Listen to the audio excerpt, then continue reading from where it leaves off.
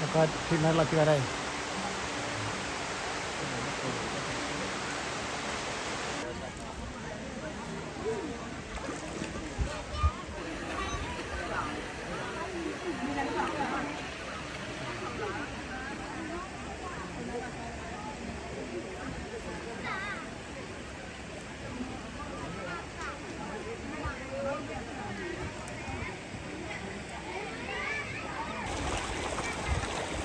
เราเป็นต้นอะไรมา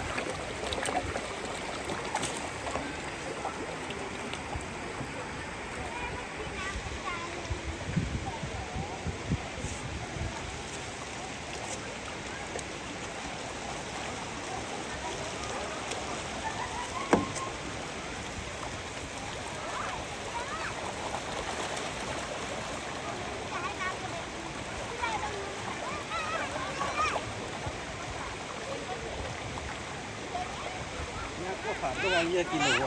ฮะแล้วก็ผ่านตัวเยอะกิโลเนี่ยหัวเลย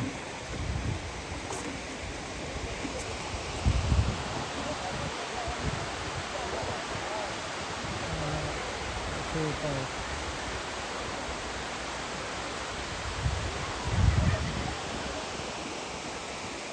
ประเมินทัศนลักษณ์ก็ดอมเหมือนกันเท่านี้แหละมันทัพยาฮะไม่ทัพตุลีทัพยาว่าจะท่อโป้เลย